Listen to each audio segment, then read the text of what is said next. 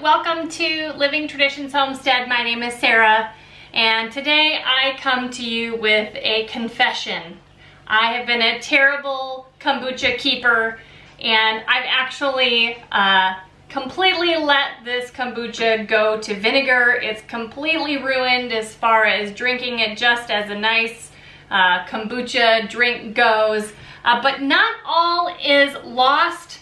This isn't a completely failed event, and I want to talk with you today about uses of kombucha vinegar, how I can salvage this really old SCOBY and then make it into a fresh new batch so that in a couple of days we can have kombucha again. So, you know, on our homestead, we have been making kombucha and drinking it for probably a year now, and I've never made a video about it. And the reason is, well, we just don't drink it like a lot of people do. When you're making kombucha, most people will ferment it 2 times. They'll ferment it the standard way, and then they'll do a second ferment where they'll flavor it and make it super bubbly and a lot of times bottle it. When you do a second ferment, oftentimes you will either add juice as a source of sugar and flavor to re-ferment it, or some kind of fruit. And then they'll bottle it, and when you open it, it's fizzy like a soda, and you can drink it that way. On our homestead, we actually only do a first ferment. We prefer it that way, and because of that, I just haven't felt comfortable doing a video. We not only like the taste of it just fine without it, but I really don't like to buy juice at the grocery store. I really just don't like buying much of anything at the grocery store, so it's an added expense for me. We don't have a lot of sources for homestead juice here yet, maybe in the future, and I just don't also want to afford the fruit that would be added to make a second ferment. We just really like the taste of the first ferment. So let's talk about this, this kombucha vinegar. Did I mention that I think that I've forgotten this for like 3 months, 2.5 months? I think this was ready to drink in September, and it is now the middle of December. That's not a very good kombucha mom for sure, but there are still things to do with this, and I want to share with you 3 things that we use this for on the homestead.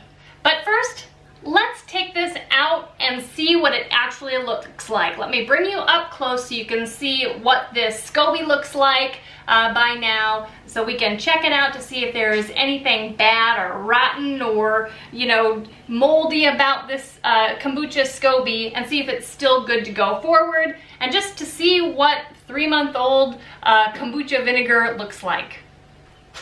Let's just take off this top. This is just cotton fabric that I put on top of it. And let's take a look at that SCOBY. So there is absolutely no evidence of anything yucky about it. There is no mold, no bugs have gotten inside of it and turned it yucky. It's actually a beautiful whitish SCOBY on top. But with very clean hands, I'm actually going to take this SCOBY out so that we can look at it a little bit more closely and figure out what we can salvage and what needs to be tossed. Now, SCOBYs don't need to be tossed in the trash. They can actually go to your chickens, or they can be put in your compost pile. So let's just take that out. That's upside down, and we're going to take a look at this SCOBY a little bit closer. But this is the amount of kombucha vinegar we have left. I'm going to transfer this into another container so I can use this again to make more kombucha, and I'm going to put it in the refrigerator.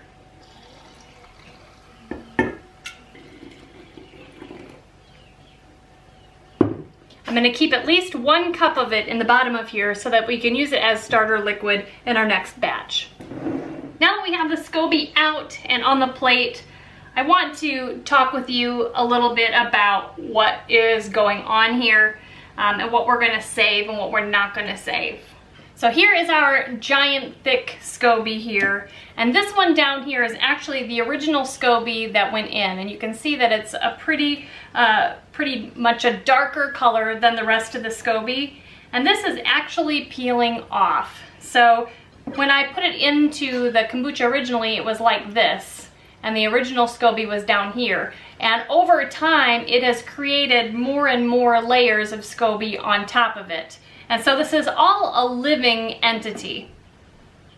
But the original SCOBY is at the end of its life. That's why it's darker like this. And so I'm just gonna take that off, and that is gonna go to the chickens or into the compost pile. And what we're going to use is one of these layers to start our new kombucha. For those of you who are not familiar with kombucha, kombucha is a fermented tea. It's like sweet tea, but fermented. You use black tea or green tea like you would to make a cold sweet tea, but you add in a colony of bacteria and yeast called a SCOBY.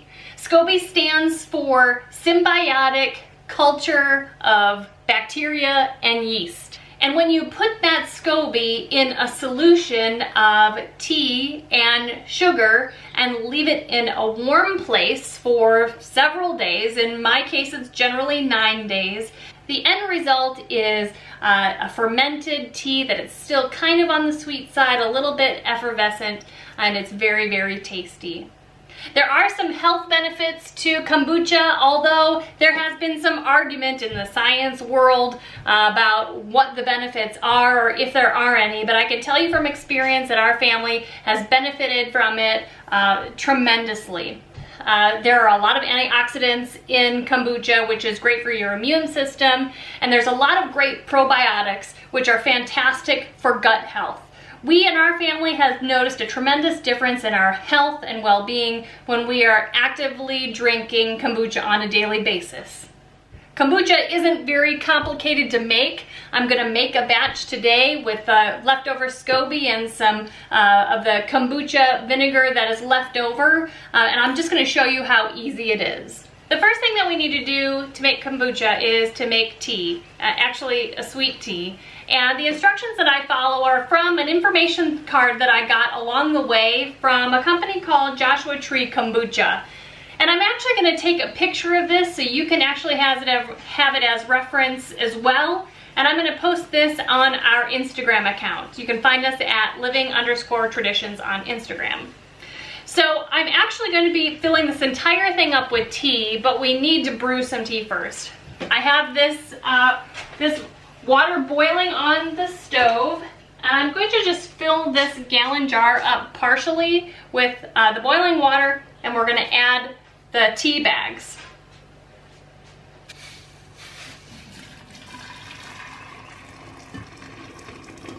So I put about 2 inches of boiling water at the bottom of my 1 gallon jar here, and according to my instructions, I'm going to use 8 tea bags. I'm going to use 6 black tea bags and 2 green tea bags. I'm just going to put them down in there. I'm going to mix them up a little bit, and then I'm going to let them brew in there for 5 to 6 minutes.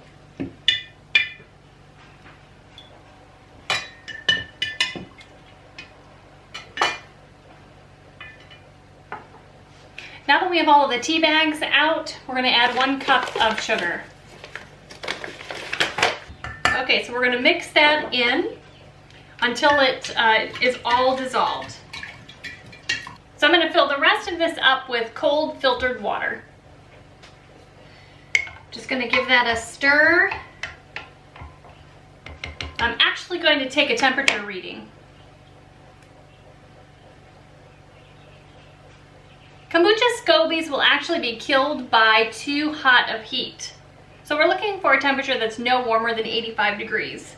And it is definitely underneath there. It's actually 66 degrees. The best temperature for kombucha to be sitting at is somewhere between 75 and 80 degrees. 66 degrees is a little on the cool side, but where we keep this, it'll be on the warmer side, so it'll warm it up. Now it's time to add the starter liquid. We need 1 cup of starter liquid, and I'm actually going to grab the little SCOBY that I'm going to put in there. Move it out for a minute. Use 1 cup of the starter liquid, which is the previous batch of kombucha. In this case, it is the kombucha vinegar. I don't think I could have been more perfect than that. Okay, we're gonna add that in.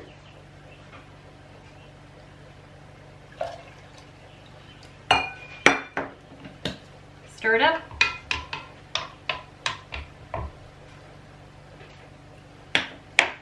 Put the SCOBY in there.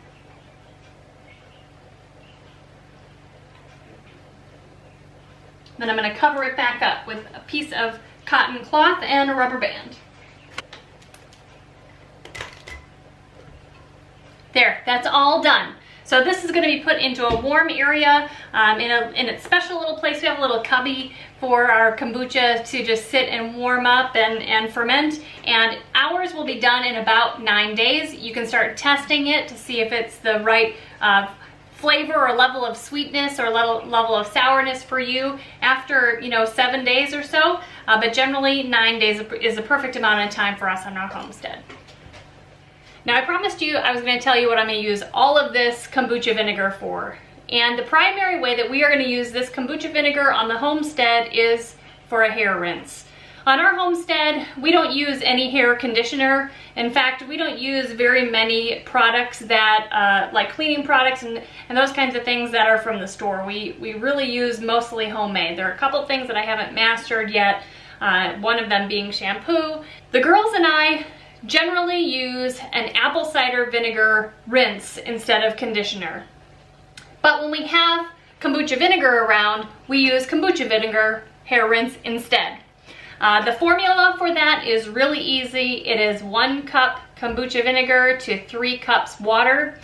We just use that and make that up in a mason jar and take that into the shower with us.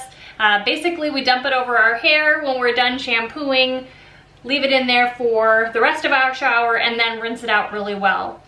Vinegar and kombucha vinegar is actually a really great conditioner for the hair. The live probiotics and the live bacteria and things in the kombucha vinegar and an apple cider vinegar that is raw, it's so good for your scalp.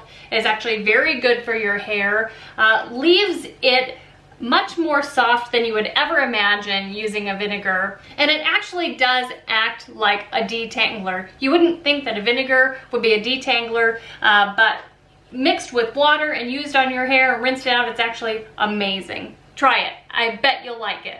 With 3 girls in the house with long hair, this amount of kombucha vinegar is not going to last very long. The other way that I use it on the homestead is in a vinaigrette.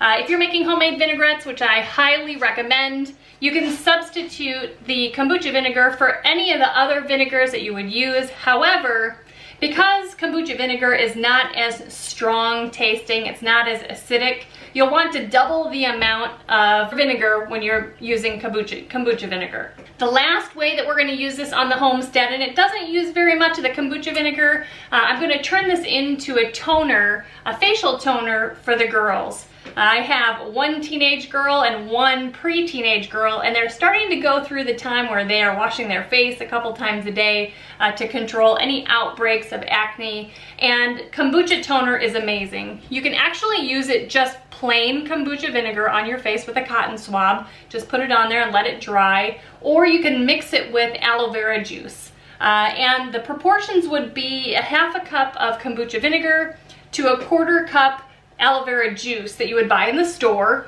or if you have aloe vera plants and want to actually harvest some aloe vera from inside of there, you would use 2 tablespoons of aloe vera gel from the plant. Now, you'll want to keep that in the refrigerator if you're using the aloe vera, especially right from the plant, because it's not preserved in any way and you don't want any bacteria to be growing inside of there. So I hope I've demystified kombucha for you a little bit, shown you that even if you screw up and you forget about it for 3 months, it can still be salvaged and everything's gonna be okay. You can still make kombucha from that SCOBY, and you can still use that kombucha vinegar.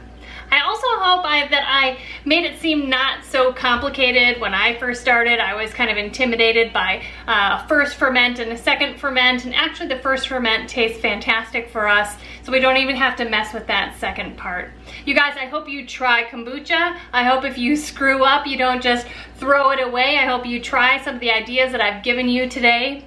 If you enjoyed this video and you're not a subscriber yet, right now is a perfect time to hit the subscribe button below. Don't forget to check us out on our social media, including Instagram. And until next time, thanks so much for stopping by the homestead. Take care and God bless.